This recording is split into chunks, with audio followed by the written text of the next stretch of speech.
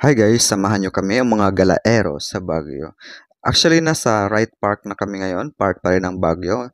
Ito yung pang third destination namin during that time. So, sa mga plantito-plantita dyan, ayan, sa harap ng mga souvenir, meron kayong makikita mga halaman, iba't ibang klaseng halaman. Madalas dyan yung mga halaman na kakaiba. Mga halaman na makikita nyo lang sa kagaya ng Baguio, ng mga malalamig na lugar. Pero meron din silang mga cactus, 'di ba? Yun oh, kung mapapansin nyo. Marami siya diyan, guys, kaso lang yung iba, hindi nyo pwedeng bilhin kasi hindi nabubuhay sa mga lugar na kagaya sa atin na maiinit. So, ayan na nga, pinagkasya na lang namin na mag-ikot-ikot imbis na bumili.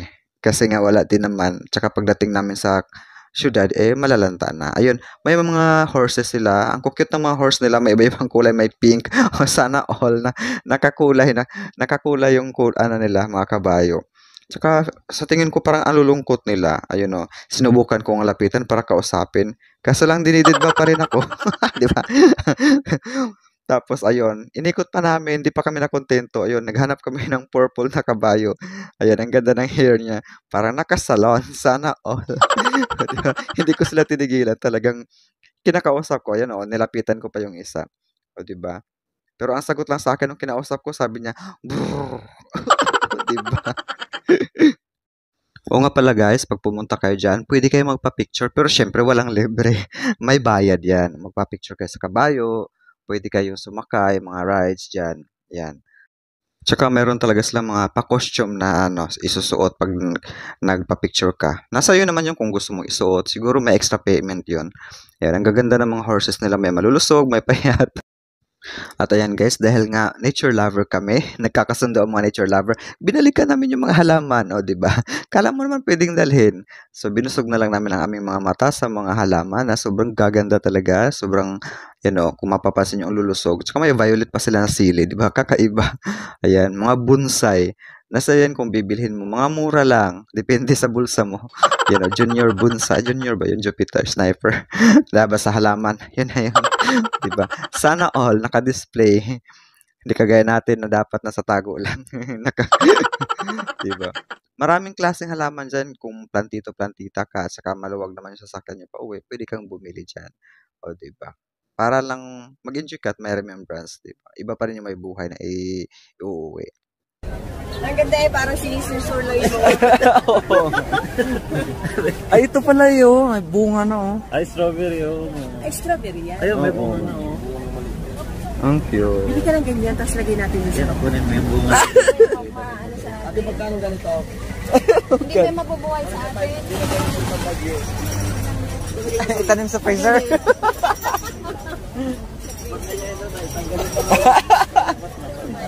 Sa ano, sa aircon. Diba? Ang gaganda talaga guys. Talaga dyan. Oh. At saka yan, ayan, nagsawa na kami sa mga halaman. So, papunta na kami sa may hagdan. Paakyat papuntang langit. Ayun, ang taas na hagdan nila. Pero, syempre, mas mataas pa rin yung sa grotto. Ayan, that moment, may nakita kaming ahas, which is hindi nila pinatay kasi baka daw mag-viral. Bawal pala pumatay ng ahas dyan. Ang ginawa ng mama, eh, hinulog niya sa kanal yung ahas. Hindi niya pinatay. Ayan, inumpisahan na nga naming umakyat. Ayan na ako, rumampa na. Pero sila picture-picture. Ako naman may pa-slow mo pa. Oh, ayan, pak! O, diba? Ayan guys, at dahil nga mahilig akong umakyat, dahil nga health conscious tayo, gustong mag-burn ng calories, ayan, nauna na ako sa kanila umakyat, o diba, may paglingon-lingon pa, o embrace the nature and the place. Lahat sila, halos lahat sila naka-jacket, naka-sweater, ako naka-t-shirt lang. O diba, love na love ko. Gustong-gusto nila yung lugar, ang lamig, feel na feel nila yung Baguio. Ako hindi. Gusto ko lang makita or ma-experience ang Baguio, diba? Umakyat kami lahat, akala ko naman kung anong mayroon sa taas, lahat kami walang alam.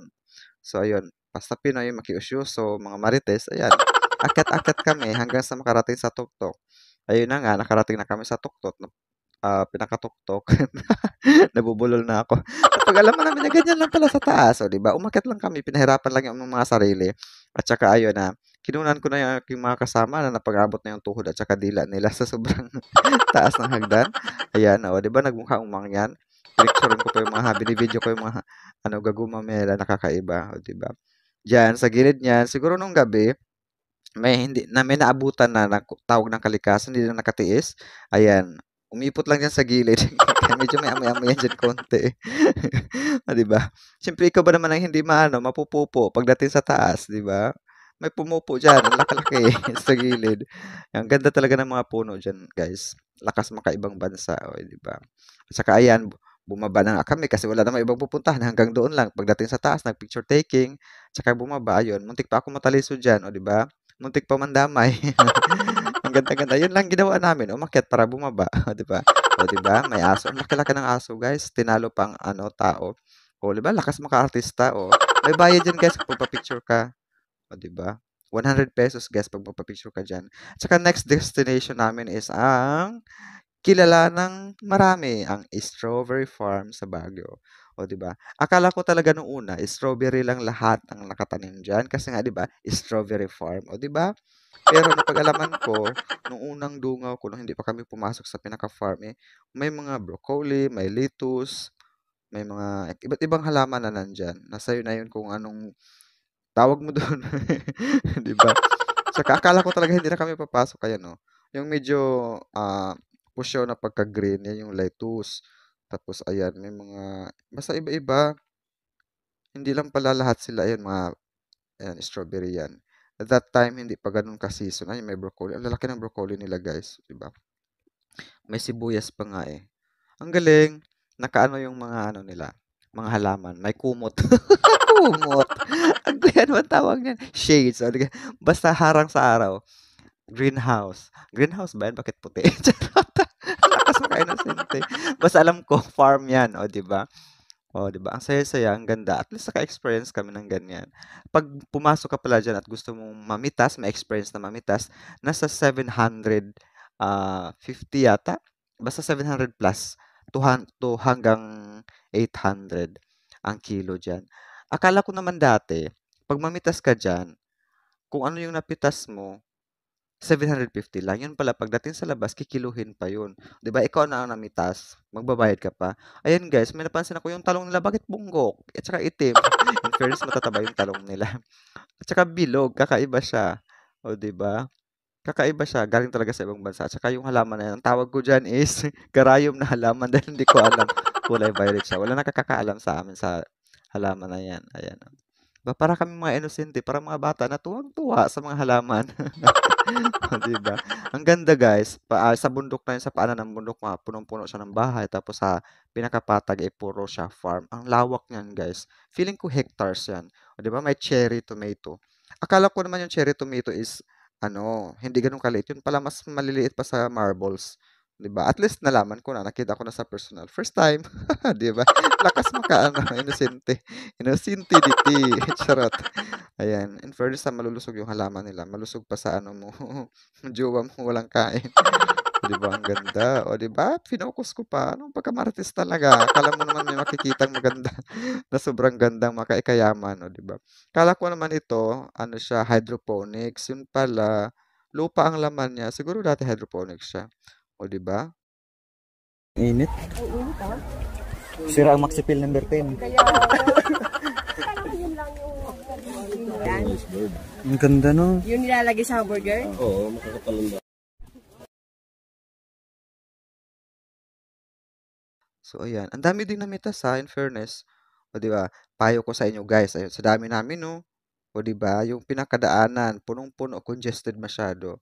So balik tayo, tips ko sa inyo guys, 'pag pumunta kayo diyan, imbes na mamitas kayo, sabagay nasa inyo 'yun kung gusto mong ma-experience ang mamitas. Pero siyempre paglabas mo ng ano farm, kikiluhin 'yun. Kasama para sa akin kasi hindi siya practical kasi parang feeling ko ang bigat ng basket nila. So, sa basket pa lang, oh, talo ka na sa ano, timbang, ayan. Oh, masarap yung mga ano, pero feeling ko mas masarap daw yung tindero, sabi ng kasama ko. Fresh na fresh. May free test Tikman pa nyo, yan. baka gusto niya. Yan yung matamis na variety. Ate, ano daw, masarap na variety. Pero gusto ko yung damo na to, lettuce. Paborito ko yan kahit isaw sa mayonnaise. Oh, si kuya, oh, pwede nang buy one, take him. O, 'di ba? Iba-iba ang ano presyo nila guys. Advice ko sa inyo, huwag kayong bumili sa pinakabungad ng farm. Do'n kayo sa pinakadulo kasi mura lang. At saka sa labas ng farm, mas mura siya. Sa labas ng farm kasi may nakita ko ah, tatlo na siya, tatlong pack, 500. Samantalang dyan is nasa 700 plus. O, ayan, di ba? Mahal na mahal nila yung halaman. Sana all. Siguro dahil ito yung pinakamalaking, strawberry capital. At next destination, hindi na nagsayang ng panahon. Nagpunta na kami sa Igorot Kingdom. Igorot Stone Kingdom sa may Benguet. Di ba? 2 araw lang kami doon guys, pero sa dami ng napuntahan namin, wala sinayang na sandali. O, di ba? Ang entrance dyan sa mga adult is 100. Kailangan mong bumili ng ticket bago ka makapasok dyan. Akala ko yung yan, pinaka-gate yan, hindi pala. Picture taking lang pala. Ayan, bago ka pumasok sa gate na yan, kukunin yan. Yan, pinakita ko na yan. Tapos, ayan, todo posing pa kami, akala namin picture. Yun pala video. Pinagulit po kami. So, ayan, di na kami nagtagal. Di na namin sinayang ang oras, pumasok na kami. Ang ganda talaga sa taas, so. Pero hindi pa yan tapos, guys. Marami pang ginagawa dyan. So, syempre, out of curiosity, gusto namin abutin lahat, ikutin lahat. Di ba? Nagkanda bulol-bulol na siya. Ang ganda niya, guys. Sobrang ganda. Ang taas. Magpang-abot talaga yung tuhod mo at saka dila. Hihingalin ka talaga. Kaya nakakawawa pag may mga matatanda. Yung mga kasama namin sila inay nasa baba lang. Kasi nga, sobrang tarik niya, guys. O, di ba? Pero, minsan lang naman. O, di ba? Lubos-lubosin mo na. Ang ganda tingnan pag nasa taas ka. Tanaw mo lahat. O, maraming vitamins dyan, guys. Sa totoo lang. Tsaka dyan ko napag-alaman na pati CR nila may gumagawa ng kababalaghan. Nagulat ako pagpasok ko sa CR. May mga talsik-talsik ng katas ng tao. My God, di ko akalain. Sa pinakatok-tok yung CR, guys, yan sa gilid ko during that time. Nasa gilid ko yung CR. So, siyempre, pag akyat mo, ikaw ba naman hindi maiihi sa sobrang taas ng inakyat mo? So, nag-CR na kami. Ayun, na-discover ko. May gumagawa ng kababalaghan sa CR nila. At saka, ayan, di ba? O, pagkatapos niyan, ayun, may nagpe-perform yung mga igorot, costume, igorot costume. May sumasabay pa sa kanila ng mga tourist. Mga turista nakikisayaw. O, di ba? Kami, binusog lang namin aming mga mata sa panonood at saka inikot namin yung buong kingdom. Charot. Kingdom daw. Igorot Kingdom. 'Di ba? Ang ganda talaga niya, guys. Hindi pa siya sa sobrang lawak niya, guys, hindi pa tapos. Marami pang ginagawa diyan sa mga gilid-gilid. Hindi yun na lang pinakita. 'Di ba? Sobrang taas niyan. Oh, ayan. Bumaba na kami kasi gusto namin tumawid. Ayun, nagkandaligaw-ligaw pa kami kung saan kami dadaan. Oh, 'di ba? Ginusto niyo 'yan. Sige. Muntik pa nga ako madulas diyan. Nako, kaya pag pumunta ka diyan, mag-ingat ka talaga. Huwag puro mata doon sa mga masasarap. Kasi di mo maiwasan, maraming masasarap diyan. Busog na busog yung mga mata mo. Maraming vitamins sa mata, 'di ba? O ayan, nag-picture taking sila. O 'di ba? Di ko na pinalagpas yung mga magagandang tanawin. Bini-video ko na ayan. So ayan, paakyat na kami sa yung pinakatuktok sa kabilang side. Ay, medyo mahaba-haba yung namin. Nakakagutom talaga. Ayun, diyan kami kanina. Diyan ako nag-video. Tapos sa kasulukuyan, ayan, tumawid kami dun sa kabilang side na medyo grayish yung kulay. Ayan, binivideo ko pa yung baba para kitang-kita. Hindi kayo magsisisi, makita nyo lahat. Para ko na rin kayong ipinasyal, o, diba? Ayun yung CR sa tuktok. Oh. Oh my God. Ayan, nasa pinakatuktok na kami, guys. Umakyat lang kami para tanawin yung baba. Tsaka yan, sobrang foggy talaga niya, guys. Ayun, halos di mo na makita yung baba sa sobrang kapal ng ulap ba tawag dyan? Fogs? Basta yun na yun. Hindi pala siya ulap, guys. Kasi clouds yun. Yung natatakpan yung lugar dahil sa kapal ng hamog pala tawag dyan. Yamog sa Bisaya. Ambot, basta yun na yun. Ayan. Tapos, umakyat pa kami, may pinakatuktok pa. Ayan, oo. Hindi na nakontento.